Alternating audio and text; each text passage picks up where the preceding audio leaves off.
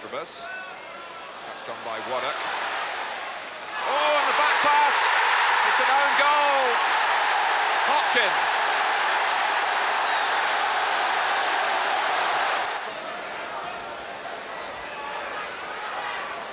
That was Thompson. Waddock. It was a difficult ball to try and play, but such is Millwall's confidence at the moment that they're attempting those sort of things. But Pemberton looking to change the picture. Here's Wright. Oh, that's magnificent. Direct, dangerous and deadly.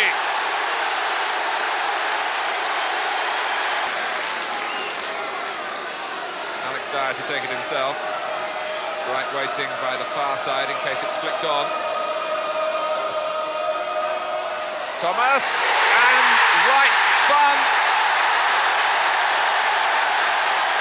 It's a question as to whether Ian Wright got a touch or whether Thomas's header went straight in.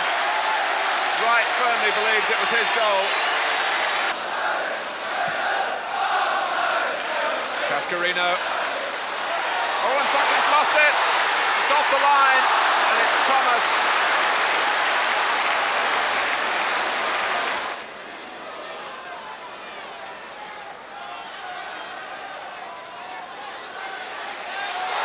Oh, and it's going to be Bright. 3-1.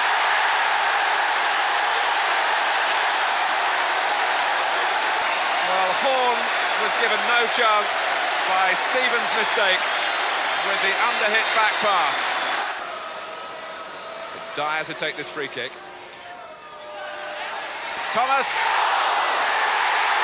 Oh my word. Thomas had the first header, Mark Wright the last. Carter switching the point of attack. This is Sheringham. Herlock's got into the centre with Cascarino this time. Dawes looking to supply the cross. And he's done just that. Cascarino! 3-2!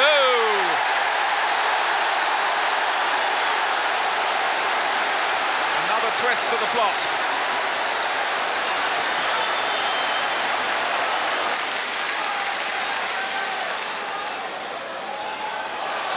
That's Bright! Oh, wonderful save by Horn.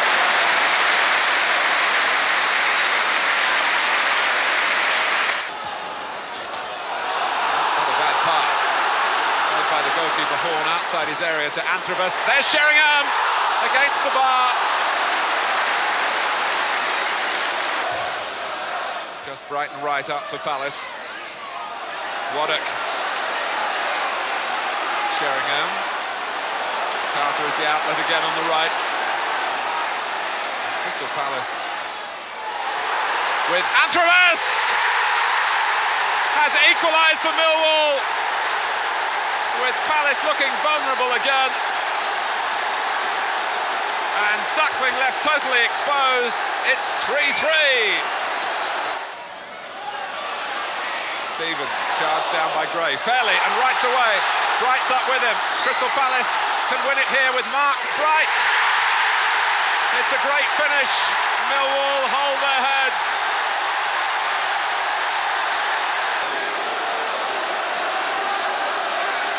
Uproar at Selhurst Park, and Millwall hit back. Cascarino, it's Waddock. Dawes, can he force it in? No!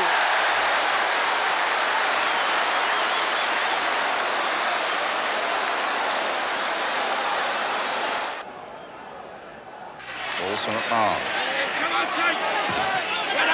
Hit straight at Cockerell. And Wallace getting it through to Rideout, who's got Letizia on the far side. He may not need him! Oh, a terrific shot! A great shot by Paul Rideout.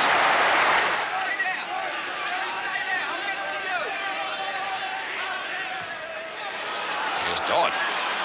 There's his cross. A terrific goal by Rideout.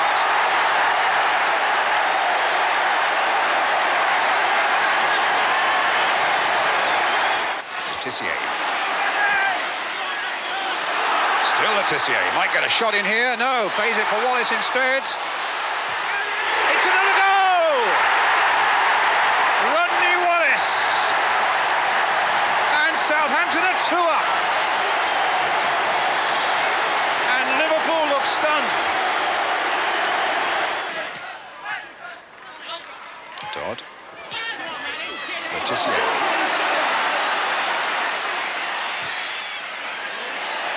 Wallace arriving on the far side. It's 3 for Southampton. And I doubt if even Liverpool can come back from this.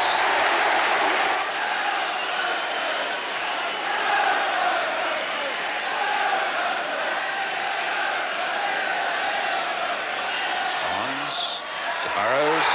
Penalty given. Casey was, I think, who brought down Burrows.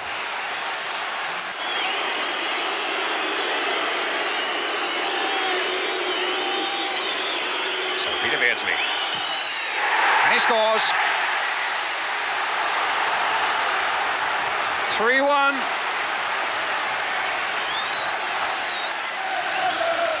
Here's Benali. Right out. Wallace. That's a good cross by Wallace. Oh, it's a fine goal by Letitia. Number 4 for Southampton, and that really is the end for Liverpool.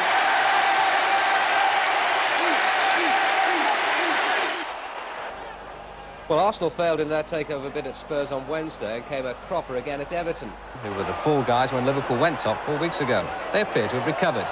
Bantamweight Pat Nevin getting the better of Arsenal's heavyweight division. Now, the skills of Tony Cottee are beginning to surface at last. How about that for a £2 million flop? Neil MacDonald doing the bit Cottee was brought to do, but who's complaining? Cottee assuming the role of creator again. Pat Nevin in the unlikely role of predator, scoring twice in a game for only the 2nd time in his career. Vintage Nevin.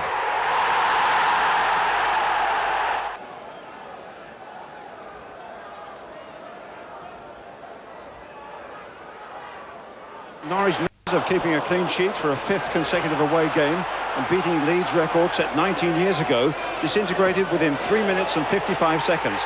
Kingsley Black, a deflected shot, Brian Gunn is beaten. Second half, Steve Williams plots a free kick, which catches Norwich napping at the back. Defender John Dreyer pinches it, and that's his first league goal. Now Luton, who found it so difficult to score goals, were really enjoying themselves. Roy Wegerle cast a spell, then David Priest lines one up for Danny Wilson. Norwich, unbeaten so far this season in Cup and League, know the game for the moment is up. But not before Ian Dowie and the Dane Lars Elstrup had given Steve Williams a chance to try his luck. And Luton's first league win in 5 games confirmed.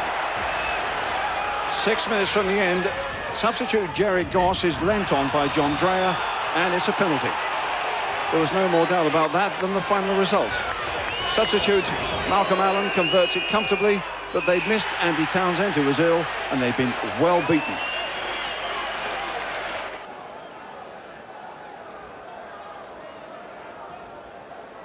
Graham Roberts was back for Chelsea at Derby, so with inspiration guaranteed, all they required was a way past Peter Shilton, which is never guaranteed. David Lee's determination, with a lack of it from a defensive angle, opened the way for Kerry Dixon, right on the hour.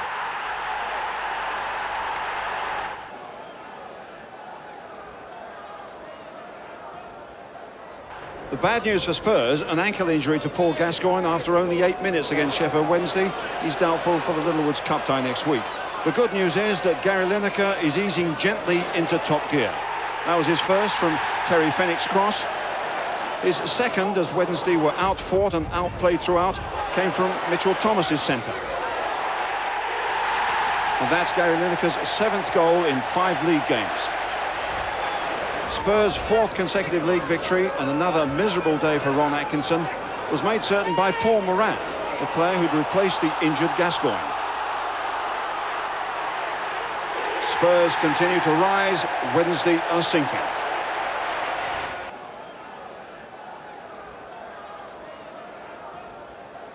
Wimbledon opened up against Forest, no doubt to the delight of their fanzine correspondents, with an Eric Young special. 4 yards out, all together now, a typical Wimbledon goal. Forest prefer to complicate the game. Passing movement, subtle touches, you know, things like that. Steve Hodges' equaliser. After a dismal start to the season, it's all beginning to pay off for Cloughie's boys and the boss's principals. Young and Sanchez fail to clear. Hodges' touch, Gary Parker's goal. That was just before half-time.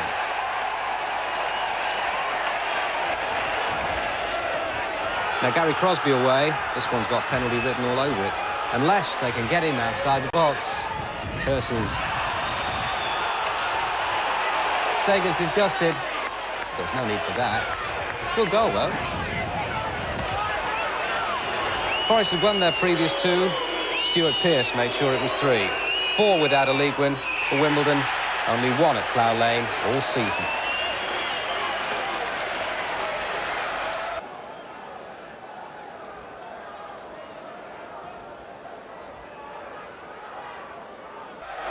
Lee Sharp's in-swinging corners at Coventry set up Manchester United's first away win of the season. Steve Bruce heading in the first after only 5 minutes.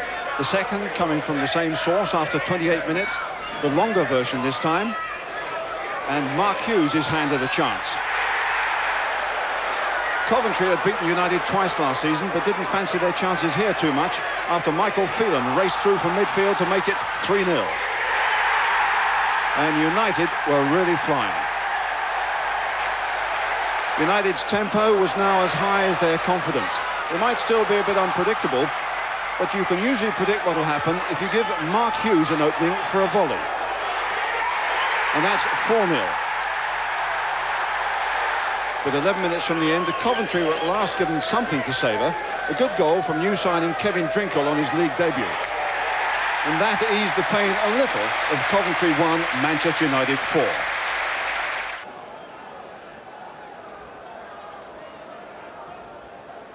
Queen's Park Rangers against Charlton. Never underestimate Charlton when it's backs to the wall time.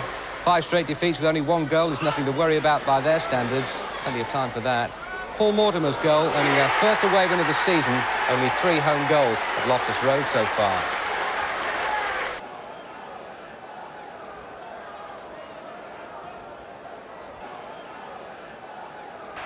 Olney maybe glanced it, but Platt anticipated it with typical intelligence. Gray. Gage up in support from left back. And a goal! It's Daly! And Tony Daly, who would love to play at Manchester City every week. He's scored now in 3 games in a row here for Aston Villa. We've not had 5 minutes, and Aston Villa have a goal to celebrate. White. Manchester City still looking for the final ball from that build-up on the right-hand side. That's such an essential part of the way they play the game. Oldfield. White it again. It's an excellent ball. Oh, Allen! And it's Lake. And then it's Spink. My goodness.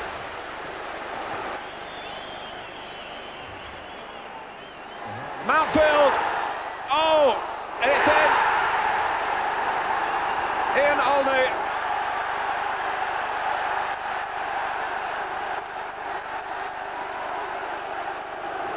City 0, Villa 2.